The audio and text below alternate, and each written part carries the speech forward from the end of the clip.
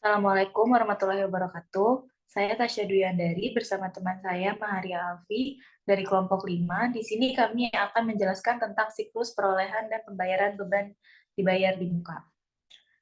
Di siklus ini tugas kita adalah yang pertama, buatlah prosedur audit yang diperlukan dalam pemeriksaan ini. Yang kedua, buatlah kertas kerja pemeriksaan untuk pengujian ketaatan dan kewajaran saldo. Yang ketiga, lengkapilah kertas kerja neraca A2.1 dan A2.2 dan kertas kerja dan A3.2 yang terdapat dalam modul 1, buku 2, dan akun-akun yang terkait dengan pemeriksaan modul.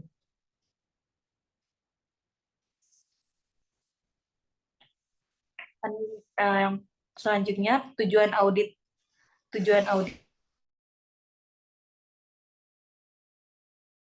neraca merupakan beban yang masih mempunyai manfaat di masa yang akan datang. Yang kedua, penambahan selama periode pembayaran merupakan pembebanan yang wajar terhadap akun tersebut, serta merupakan beban yang masih mempunyai nilai manfaat di masa yang akan datang. Yang ketiga, pembebanan beban yang dibayar di muka memang merupakan beban untuk tahun berjalan dan telah dihitung atas dasar yang dapat diterima dan konsisten dengan dasar yang digunakan periode sebelumnya, atau akurasi and cut-off. Yang keempat, akun-akun tersebut telah diklasifikasikan dengan tepat dan hal-hal yang penting telah diungkapkan dalam laporan keuangan, atau classification and disclosure.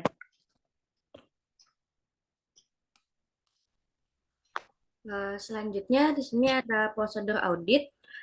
Yang pertama, sewa dibayar di muka. Untuk prosedur auditnya yang pertama, minta daftar-daftar sewa dibayar di muka dan dicocokkan dengan saldo menurut buku besar. Itu indeksnya checklist. Selanjutnya yang kedua, periksa surat kontrak sewa atau rent adjustment untuk perjanjian baru. Sedangkan untuk perjanjian lama, lihat ke kertas kerja tahun sebelumnya. Itu indikasinya checklist. Selanjutnya yang ketiga, periksa kebenaran perhitungan sewa dibayar di muka untuk tahun berjalan dengan memperhatikan periode berlaku masa sewa tersebut. Lakukan rekonsiliasi dengan biaya sewa di pos laba rugi. Indeksnya lihat di sheet G1. Selanjutnya nomor 4, periksa bukti pembayaran atas penambahan sewa dibayar di muka dan pastikan bahwa penambahan tersebut disetujui oleh penjabat yang berwenang. Indikasinya itu strip atau tidak dilakukan. Selanjutnya yang kelima, pisahkan antara biaya kontrak jangka pendek dengan jangka panjang. Indeksnya strip atau tidak dilakukan. Selanjutnya nomor 6, untuk kontrak sewa jangka panjang, lakukan konfirmasi atas jumlah yang masih berlaku. Indeksnya strip atau tidak dilakukan. Selanjutnya yang ketujuh, yakinkan bahwa peraturan perpajakan yang berlaku untuk biaya sewa telah ditaati. Indikasinya centang atau telah dilaksanakan. Selanjutnya ada asuransi dibayar di muka. Yang pertama, minta daftar asuransi yang dibayar di muka dan cocokkan dengan saldo laba rugi. Indeksnya centang atau telah dilaksanakan. Selanjutnya, periksa polis asuransi dan bukti pembayaran premi asuransi. Bila polis tersebut disimpan oleh bank, lakukan konfirmasi kepada bank yang bersangkutan.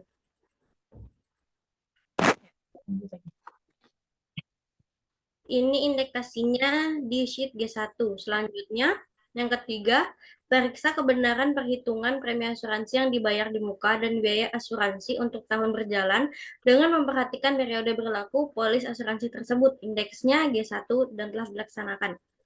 Selanjutnya yang keempat, pisahkan antara biaya yang mempunyai masa manfaat jangka pendek dengan yang jangka panjang. Indeksnya strip atau tidak dilaksanakan.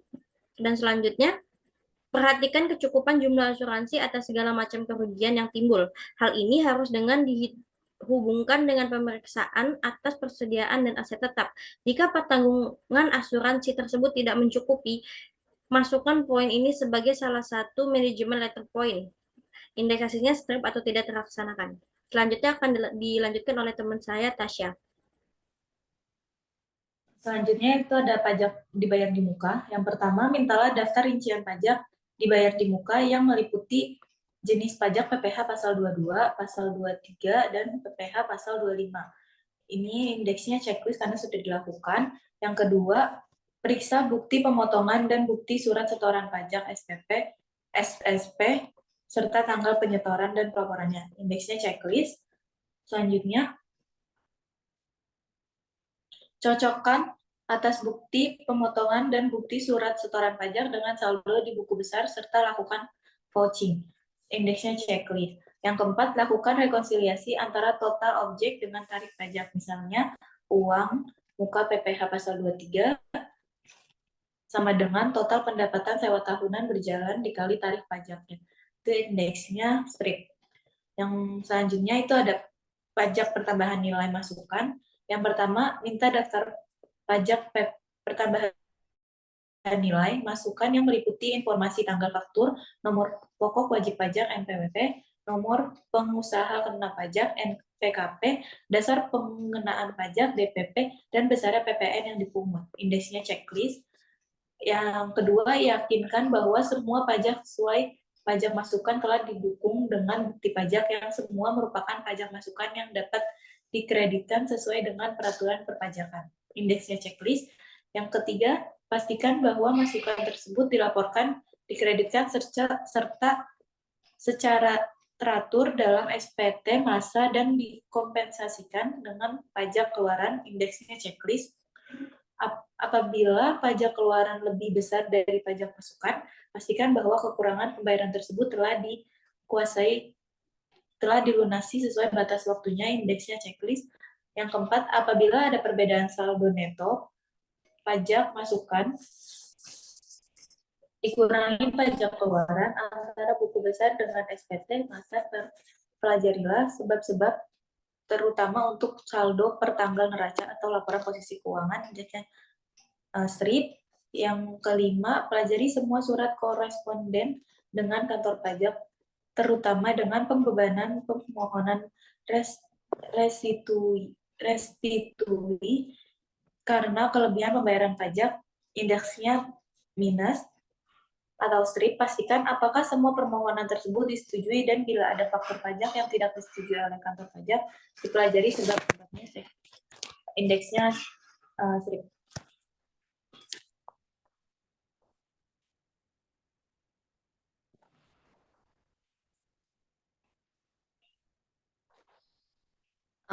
Ini ada beberapa jurnal koreksi yang harus dilakukan, yaitu yang pertama, ada beban sewa. Beban sewa dibayar di muka itu di halaman 133, itu ada sewa ruko di Jakarta PT Betawiran untuk periode 1 November 2017 sampai 31 Oktober 2018 sebesar 24 juta telah berakhir diperpanjang kembali dengan nilai sewa 30 juta per tahun yang per tahun, belum termasuk PPh dan PPN untuk periode 1 Oktober 2019. Nah, di sini dihitungnya beban sewanya di debit dan di kreditnya itu sewa dibayar di muka sebesar 5 juta, di mana 5 juta itu dari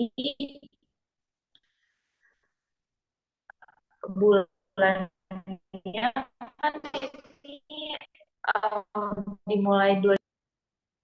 Ya udah. Jurnal koreksi yang pertama itu ada beban sewa di debit sebesar 5 juta dan sewa dibayar di muka itu 5 juta. Nilai 5 juta itu dari per tanggal 1 November 2018 sampai dengan 31 Desember 2018. 2 bulan, jadi 2 dibagi 12 dikali 30 juta. Jadi hasilnya 5 juta. Yang kedua, itu ada di halaman 134, PT Sugus telah menandatangani kontrak sewa ruko di Mangga 2 dengan Bapak Haryo sebesar 20 juta untuk tanggal 1 Desember 2018 sampai dengan 30 November 2019. Nah, di sini beban sewanya beban sewa di debit sebesar 1.666.667 dan sewa dibayar di muka di kredit dengan nilai 1.666.667, di mana nilainya itu didapat dari, kan ini dimulai tanggal 1 Desember 2018 hanya digunakan satu bulan. Berarti 1/12 dikali 20 juta. Yang ketiga, itu untuk pajak untuk sewa dibayar di muka. pajak masukan, PPN masukan, utang PPh pasal 4 ayat 2 itu sebesar 3 juta diambil dari nilai sewanya sebesar 30 juta dengan PPh pasal ayat 2 itu sebesar 10%, jadi totalnya 3 juta. PP untuk yang keempat itu sama, PPN masukannya 2 juta dan utang PPh-nya 2 juta dari 10% dikali 20 juta. Yang kelima, asuransi dibayar di muka. Asuransi dibayar di muka ini ada nanti di rinciannya, ada di G1. G1.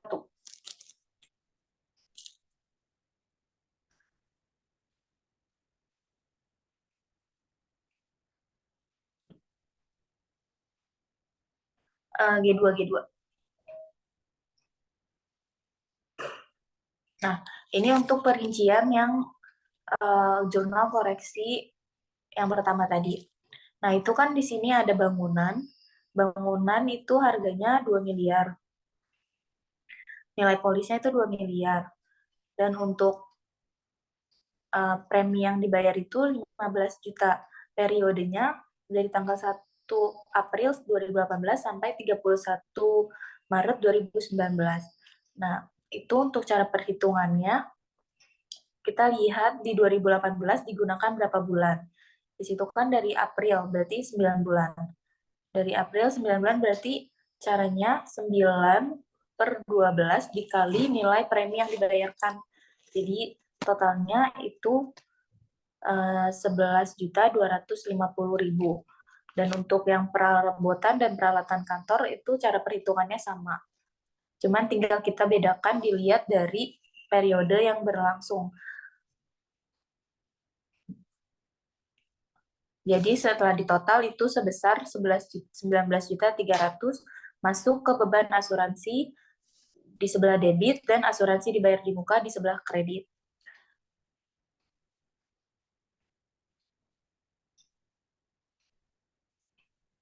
Nah, ini untuk yang sewa dibayar di muka dan PPN masukan. Itu sewa dibayar di muka 30 juta, PPN masukannya kan 3 juta. Nah, untuk PPh pasal 4 ayat 2-nya 3 juta, kasnya itu masuk 30 juta. Yang ketujuh, itu sama, sewa dibayar di muka 20 juta, PPN masukannya 2 juta, yang tadi kita hitung di atas, dan PPh pasal 4 ayat 2-nya ini maaf tipe 2 juta, kasnya 20 juta. Kita masuk ke G, ke sheet G atau sheet beban Nah, di sini yang G1, catatan pemeriksaannya itu dimasukkan tadi ke jurnal koreksi ya. Nah, ini yang pertama, sewa dibayar di muka itu sebesar 50 per tanggal 31 Desember 2018 itu 50 juta. Karena tadi ada koreksi sebesar 6.667 itu nanti dijelaskan teman saya. Jadi dikurang hasil per auditnya itu 43.333.333. Untuk asuransi dibayar di muka itu per kliennya 30 juta dan tadi ada koreksi sebesar 19.300.000 kita kurangkan jadi 10.700.000. Untuk pajak dibayar di muka nanti dijelaskan oleh teman saya.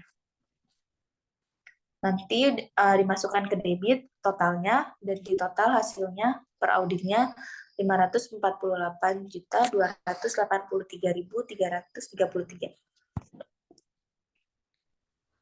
Selanjutnya saya akan menjelaskan tentang sheet G1. Nah, di sini ada tabel untuk schedule sewa bayar di muka. Nah, yang pertama di sini ada sewa dari Betawi Land berupa bangunan. Nilai sewanya itu sebesar 30 juta dengan periodenya mulai tanggal 1 November 2018 hingga 31 Oktober 2019. Nah, beban sewanya itu didapat dari nilai sewa dibagi 12 bulan, lalu dikali dengan 2 bulan tersisa dua bulan tersisa waktu tutup buku akhir periode. Jadi didapat beban sewanya 5 juta. Begitu juga dengan sewa PT Sugus, nilai sewanya 20 juta dengan periodenya mulai tanggal 1 Desember 2018 hingga 30 November 2019. Beban sewanya didapat sebesar Rp1.666.667.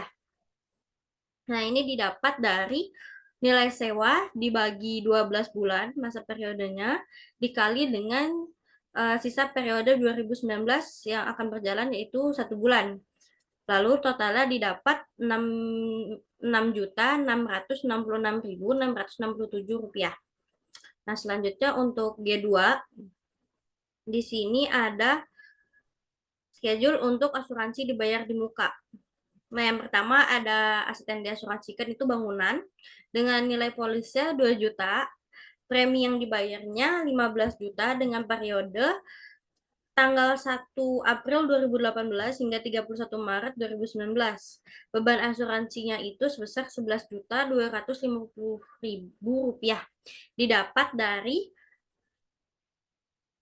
nilai premi yang dibayar dibagi 12 bulan yaitu masa periode dikali dengan periode yang akan berjalan hingga periode terakhir yaitu 9 bulan.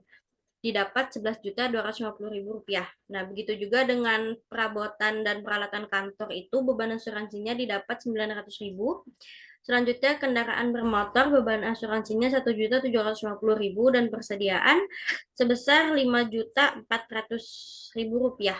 Jadi total beban asuransinya itu sebesar Rp19.300.000. Selanjutnya untuk G3, di sini ada schedule untuk PPh 25 yang dibayar di muka pada bulan Januari hingga Desember. Pada tanggal 6 Februari 2018 sebesar Rp54.250.000. Maka di sini juga Rp54.250.000. Selanjutnya untuk bulan Februari ini 44 juta ini didapat dari modul 1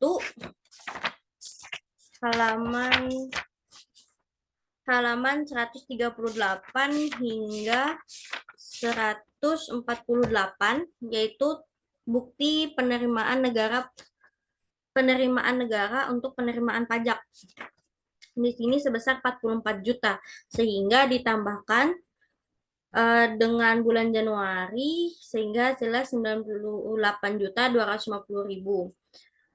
Selanjutnya ditambah lagi pada bulan Maret membayar pajak sebesar 44 juta sehingga totalnya 142.000 hingga akhir bulan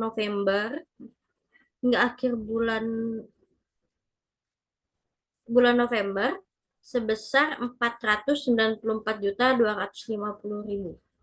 Sekian presentasi dari kelompok kami. Salah katanya mohon maaf. Wassalamualaikum warahmatullahi wabarakatuh.